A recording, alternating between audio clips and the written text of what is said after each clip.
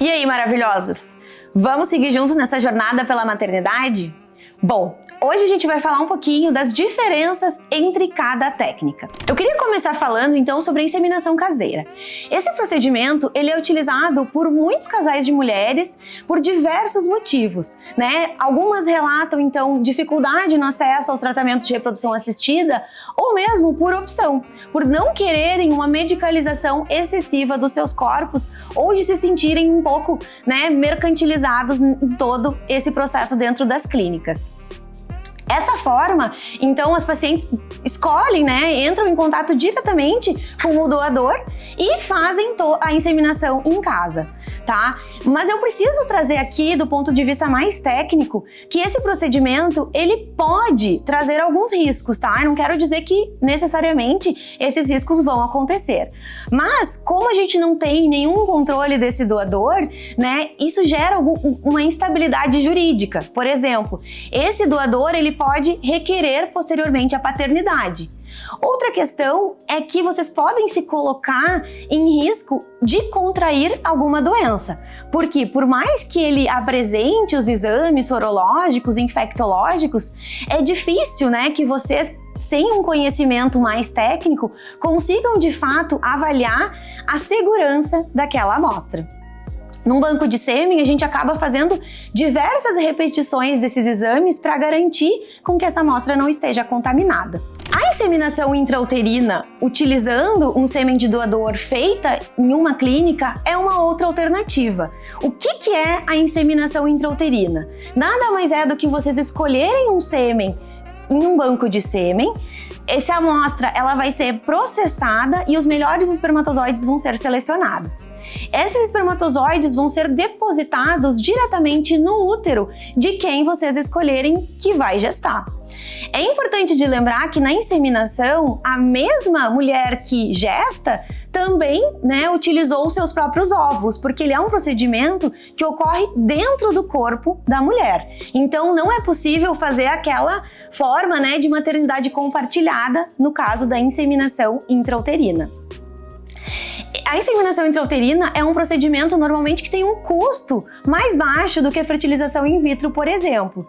No entanto, ele também tem uma taxa de sucesso um pouco menor, em torno de 20%. Outra técnica que pode ser utilizada é a fertilização in vitro. Nessa técnica, a gente vai coletar os óvulos de uma de vocês e vai fertilizar com sêmen de doador esses óvulos em laboratório. Então, nessa técnica, a gente quer coletar um número maior de óvulos e por isso que é feito o que a gente chama de estimulação ovariana, que é através, então, do uso de hormônios que vão estimular que esse ovário produza uma maior quantidade de óvulos. É com a fertilização in vitro que a gente faz também o método que a gente chama de roupa, que foi o método utilizado pela Ludmilla e pela Bruna. Essa sigla vem da recepção de óvulos da parceira. Nesse procedimento, é possível que o casal de mulheres participe de uma maneira mais ativa dessa maternidade. Por quê? Porque uma vai fornecer os óvulos e a outra vai gestar os embriões provenientes desses óvulos e daquele sêmen de doador.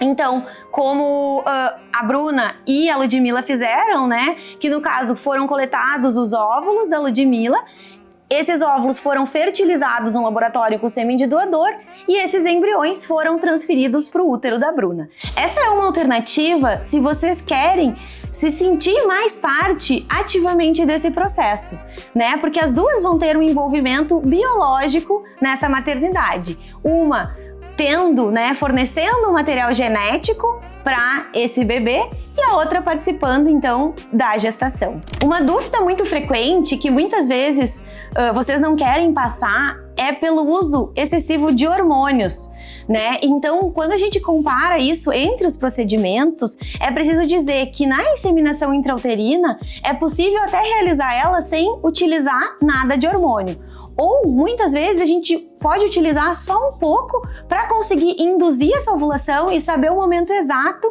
de colocar o sêmen no útero. Por outro lado, a fertilização in vitro é um procedimento, sim, que vai exigir um uso maior de hormônios.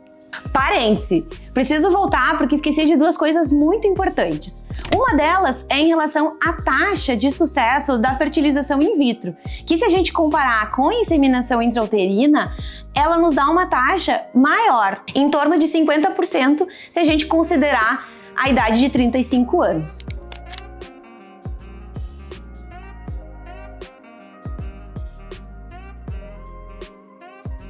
E para finalizar, um dos grandes desejos que muitas mulheres têm é de amamentar. E isso é super possível de ser realizado pela mãe não gestante também. Então fica aqui essa lembrança que é possível e isso também pode ser uma opção para vocês.